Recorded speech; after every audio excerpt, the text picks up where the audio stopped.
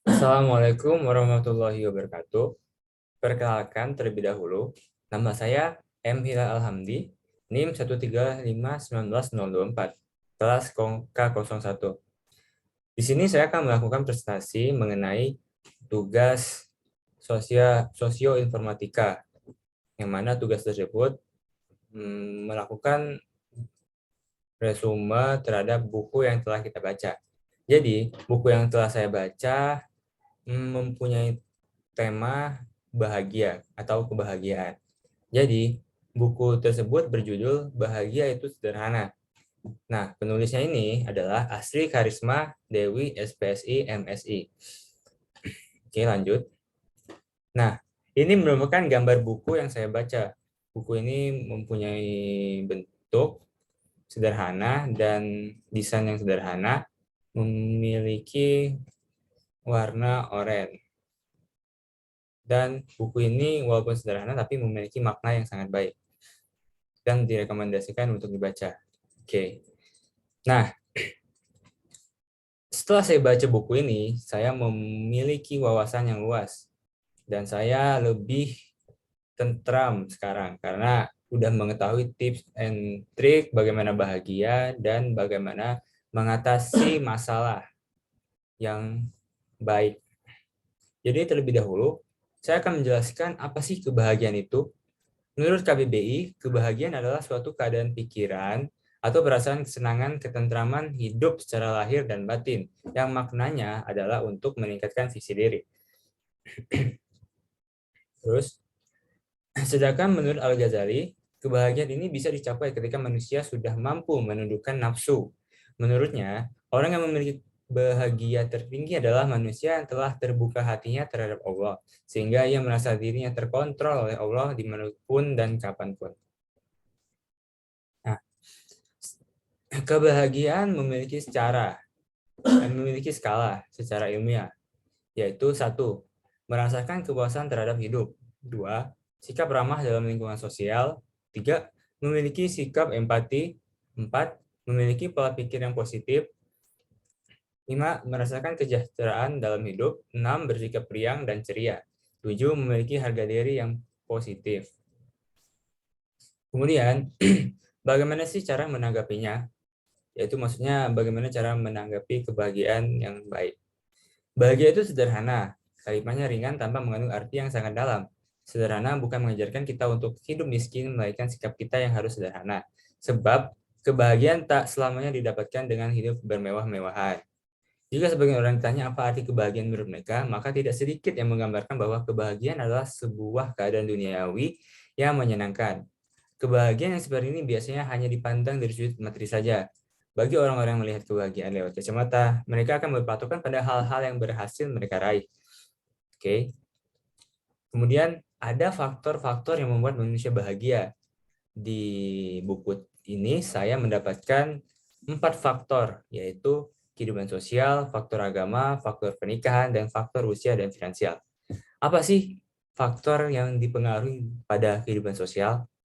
Yaitu seperti misalnya kita berbuat baik kepada orang, saling membantu terhadap manusia, dan bergaul dengan teman yang baik.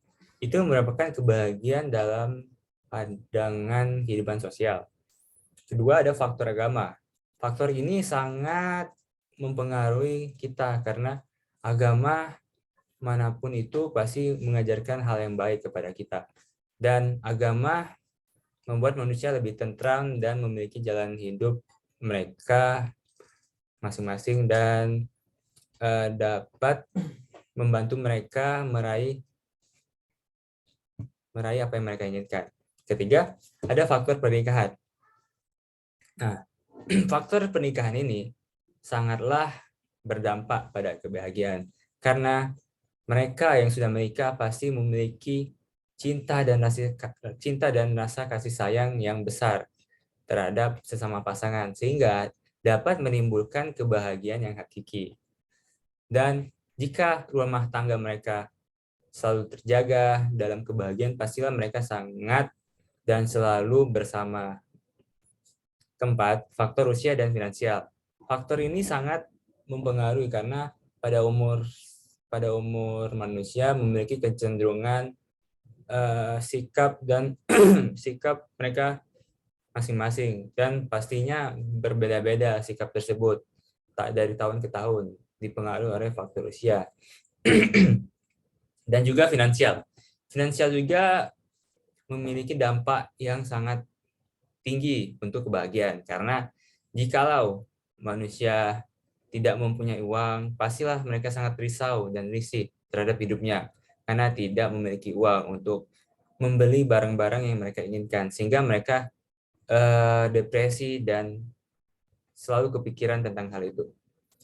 Oke, sini saya ingin menyampaikan 10 cara menggapai kebahagiaan, yaitu ada berpikir positif dan berbuat positif. Kedua, kerja keras dan memberikan yang terbaik. 3, jujur dalam hati dan tindakan. 4, introspeksi diri. 5, menjaga kesehatan fisik dan psikis. Keenam, menetapkan standar yang sesuai untuk diri sendiri. Ketujuh, meluangkan waktu untuk orang-orang terdekat. Ke-8, melihat sekeliling dengan bijak. Ke-9, selalu bersyukur dan menghindari obsesi dunia. Yang terakhir adalah mengurangi stres. Pertama, saya akan membahas tentang berpikir positif dan berbuat positif. Bagaimana sih caranya? Oke, kita lihat. Berpikir positif dan berbuat positif. Sebagai manusia yang mempunyai logika atau pikiran, seharusnya kita dapat mempertimbangkan dengan baik apa yang kita pikirkan. Kendati pikiran itu adalah milik kita, belum tentu kita bisa mengontrol dengan baik, karena pada dasarnya pikiran kita pun mempengaruhi oleh banyak hal, antara hawa nafsu dan perasaan kita. Sesungguhnya, pikiran yang mengendalikan hawa nafsu dan perasaan kita, ataukah hawa nafsu dan perasaan yang mengendalikan pikiran kita? Pertanyaan ini akan sulit dijawab ketika kita tidak melakukan introspeksi ke dalam diri kita sendiri. Oke, kedua, yaitu kerja keras dan memberikan yang terbaik. Oke, jika ingin merasakan bahagia, maka kerja keraslah yang memberikan terbaik. Mengapa demikian? Karena kerja keras menunjukkan kesungguhan kita dalam menjalani hidup. Ketika kita melakukan kerja keras untuk memberikan hasil yang terbaik, maka dengan sendirinya kita membuktikan jika diri kita mempunyai peranan dalam hidup ini, dan orang yang berperan dalam hidup tentu akan mempunyai rasa bahagia tersendiri dalam dirinya, dibandingkan dengan orang yang diam saja tidak melakukan apa-apa. Selanjutnya, jika kita ingin bahagia, maka kerja keras kita seharusnya berorientasi pada proses, bukannya hasil. Jadi kita harus selalu kerja keras dan mendapatkan hasil yang terbaik. Ketiga, jujur dalam tindakan. Jujur dalam hati dan tindakan. Orang-orang yang jujur akan lebih tenang dan menjalani kehidupan mereka. Mereka tidak akan dihinggapi rasa cemas yang berlebihan. Sementara itu, orang yang berbohong tidak akan merasa tenang. Mereka akan selalu digelayuti perasaan cemas. Ibaratnya nasib mereka seperti di ujung tanduk. Perilaku tidak jujur juga berujung pada hilangnya kepercayaan orang lain kepada kita. Kepercayaan itu sangat mahal karena dapat merubah pikiran orang-orang terhadap kita. Apabila kita dipercaya oleh seorang, maka itu tandanya orang tersebut mengakui hal-hal yang sifatnya positif dalam diri kita. Sebaliknya, jika tidak dipercaya oleh orang, maka itu sama saja dengan kita tidak punya harga di depan mereka. Orang seperti ini juga mendapatkan sanksi sosial, seperti dikucilkan dalam pergaulan dan sebagainya. Daripada kita mengisi hidup dengan kebohongan, lebih baik kita memulai membiasakan diri dengan melakukan hal-hal yang jujur. Baik yang jujur dalam hati, jujur dalam ucapan, maupun jujur dalam tindakan. Oke. 4. Introspeksi diri. Introspeksi diri juga mendatangkan kebahagiaan. Hal ini dikarenakan orang yang sering melakukan introspeksi diri selalu mengoreksi apa saja yang dilakukannya, apa saja yang telah dicapainya, sehingga maka orang tersebut akan mengetahui kelemahan dan kelebihan mereka masing-masing. Orang yang senantiasa memperbaiki diri adalah orang yang kehidupannya selalu berkualitas dan selalu maju.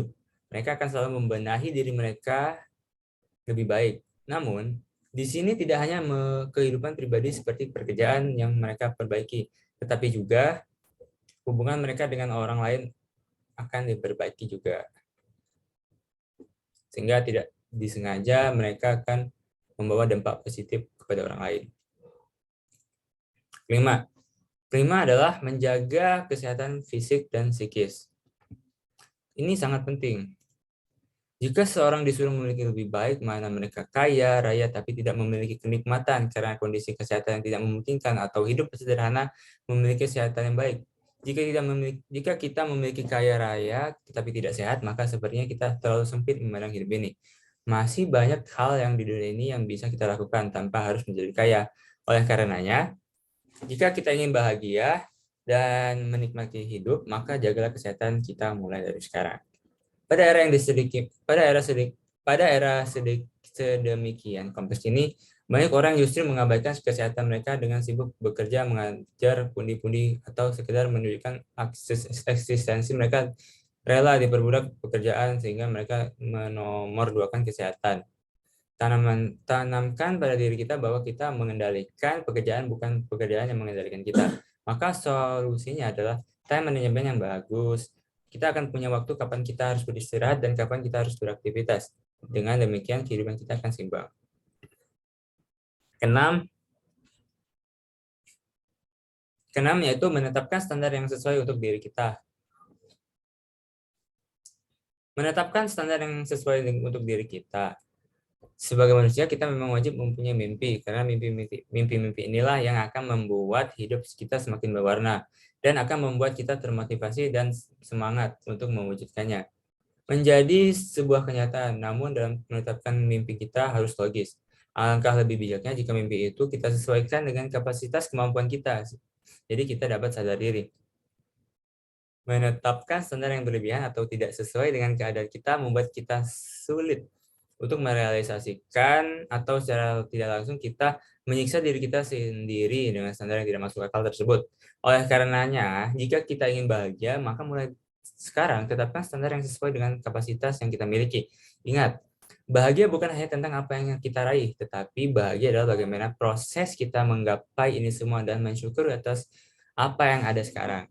Jadi kita dapat menilai proses untuk mencapai kebahagiaan tersebut. 7. Meluangkan waktu untuk orang-orang terdekat. Kesibukan memang terkadang menyita waktu kita sendiri. Oleh karena itu, kita sering larut bahkan asyik dengan dunia kita sendiri. Maka orang di sekeliling kita yang merasakan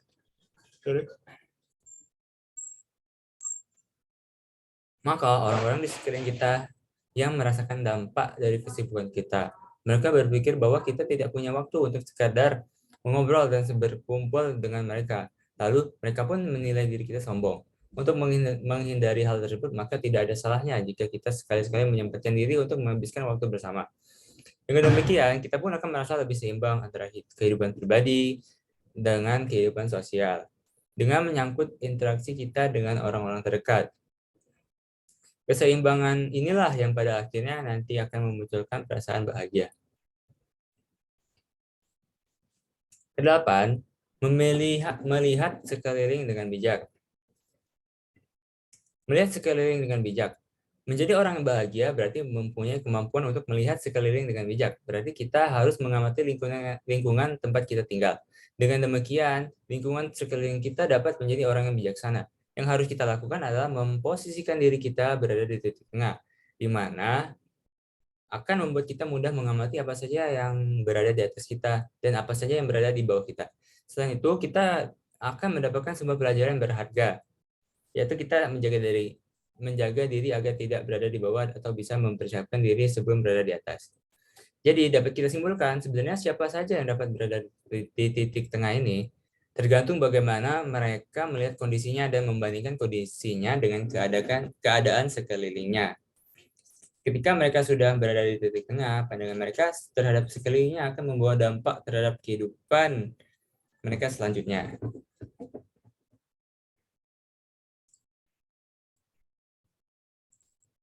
Kesembilan, selalu bersyukur dan menghindari obsesi dunia.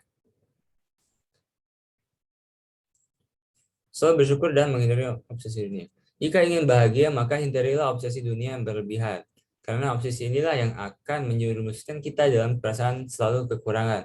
Hal inilah pada akhirnya yang membuat yang bersangkutan merasa tidak bahagia karena mereka akan memaksakan diri untuk menggapai obsesinya. Mereka tidak dapat menikmati hidup dengan santai. Obsesi yang wajar akan membuat seseorang termotivasi dalam hidupnya. Ke-10, mengurangi stres. Mengurangi stres ini ada banyak cara yang bisa dilakukan untuk menghindari stres. Mulai dari cara sederhana sampai terapi medis yang biasanya cukup mahal. Jika belum terlambat ketika stres berat, ada baiknya mempelajari cara mudah dan praktis menghindari stres tersebut.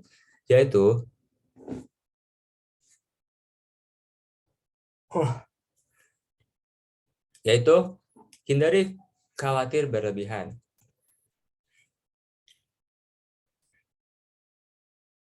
Kedua, hidup santai apa adanya dan hindari berpikir yang tidak. Jangan serakah, iri hati, dan dengki akan milik orang lain. Cepat move on. Berpikir selalu ke depan, bukan ke masa lalu. Kemudian, lalu bagaimana jika kita diserang oleh stres? Kita harus memiliki cara kreatif untuk terus maju dan pintar mengolah diri agar tidak stres berkepanjangan. Namun apabila gejala-gejala stres sudah menyerang, hendaknya kita segera mengambil langkah praktis berikut untuk meredakannya. Ini merupakan cara saya untuk menghadapi stres, yaitu jaga pola makan dengan menu yang sehat, atau kita bisa makan terus untuk menghilangkan stres. Kedua, rutin berolahraga seperti bermain bersama teman, lari, ataupun hal lain. Ketiga, meditasi. Meditasi seperti berdiam diri dan selalu mengintrospeksi diri. Apa sih yang kurang dari kita? Keempat, istirahat teratur. Karena apa?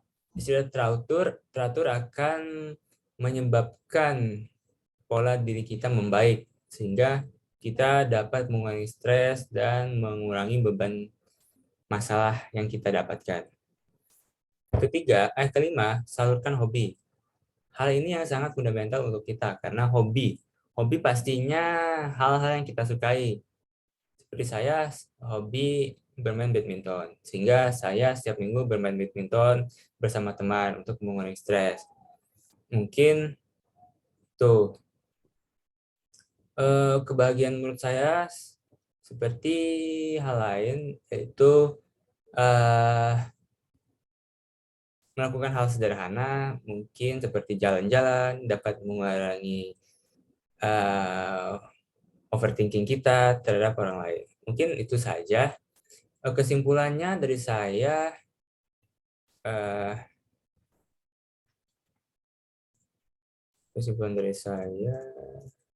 sebentar.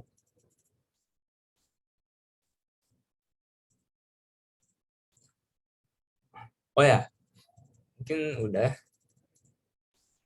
Oke, ada quotes, saya ngasal buat. Bukan kemewahan yang akan membuatmu bahagia, tapi kesederhanaan yang akan membuatmu tampak istimewa. Itu dari saya, mungkin sekian dan terima kasih.